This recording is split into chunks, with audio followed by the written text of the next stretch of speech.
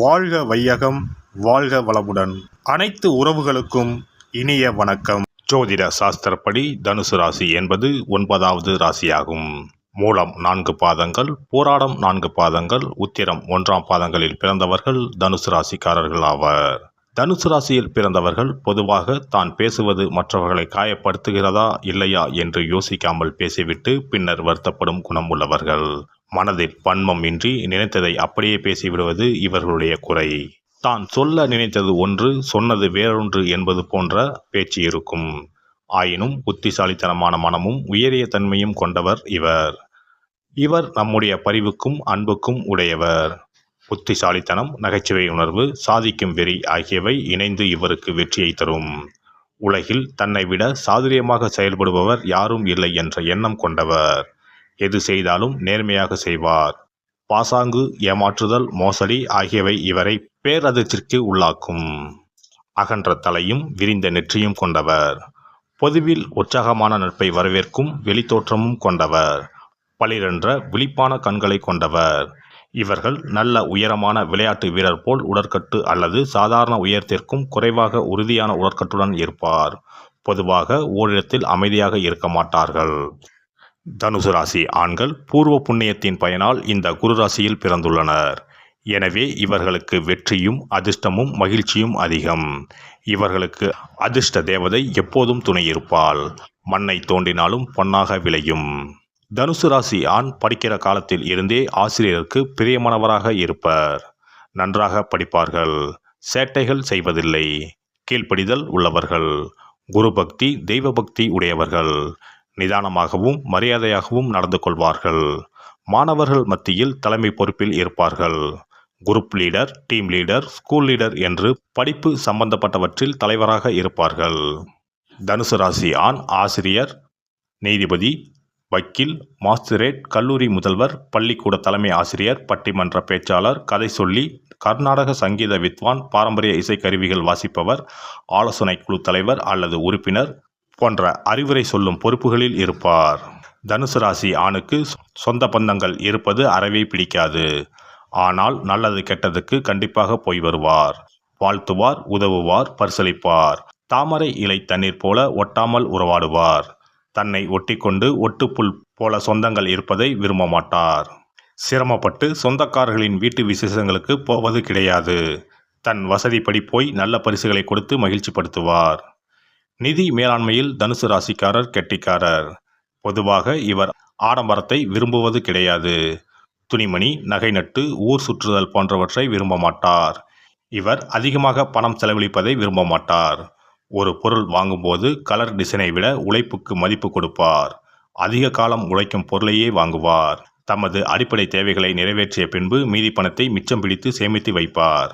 நிதி மேலாண்மை தெரிந்தவர். இவர் அரிதாக சில வேளைகளில் ஊதாரித்தனமான சில செலவுகளை செய்துவிட்டு பின்பு அது குறித்து தன் மனதுக்குள் வருத்தப்படுவார். தான் தவறு செய்து விட்டதாக வெளியே சொல்லிக் கொண்டிருக்க மாட்டார். தனுசு ராசி ஆண்களுக்கு குழந்தைகளை தூக்கி கொஞ்சுவதில் விருப்பமில்லை. ஆனால் பேச திறந்த குழந்தைகளை பிடிக்கும்.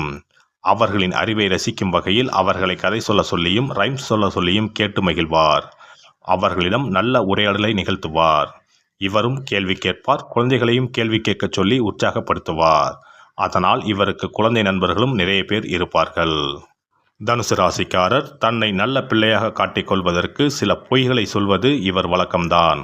ஒரு பிரச்சனையில் மாட்டிக்கொள்ளக்கூடாது என்ற தருணத்தில் இவர் வாயிலிருந்து பொய்கள் வரும். ஆனால் அதற்கு இவர் மனம் அந்த பொய்க்கு ஒரு நியாயத்தை கற்பிக்கும். எனவே ஏன் பொய் சொன்னீர்கள் என்று இவரை யாரும் எதிர்த்து கேள்வி கேட்கக்கூடாது.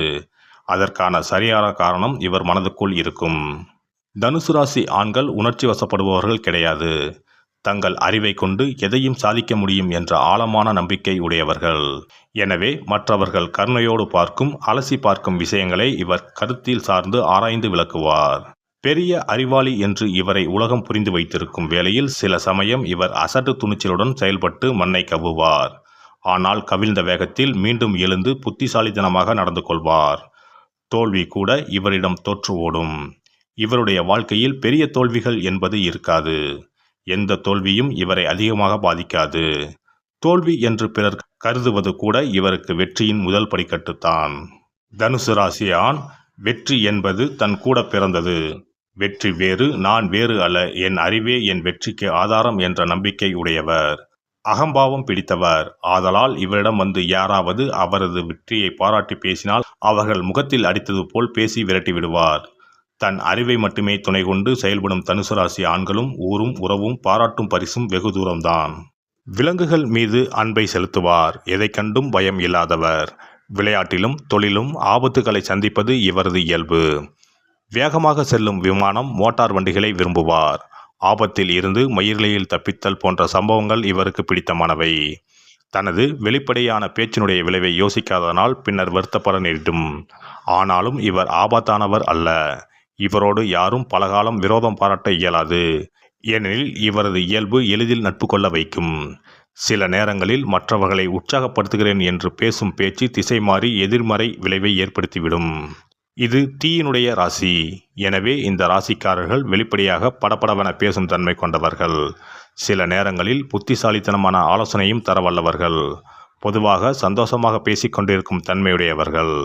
அதிகாரத்தையும் இறுக்கமான சமுதாயத்தையும் எதிர்க்கும் குணம் உடையவர்கள். உதவிக்கு அழைத்தாலும் சண்டை என்று வந்தாலும் பயந்து ஓட மாட்டார்கள். இவருடைய நல்ல தன்மையை எதிர்த்தவரை தரைமட்டமாக்கி விடுவார்கள். இவருடைய நேர்மையை சந்தேகித்தால் தாங்க மாட்டார்கள். நியாயத்தை காப்பாற்ற கோபம் கொள்வார்கள். இவர்கள் பொதுவாக விளைவுகளை யோசிக்காமல் பேசவும் செயல் செய்யவும் கூடியவர்.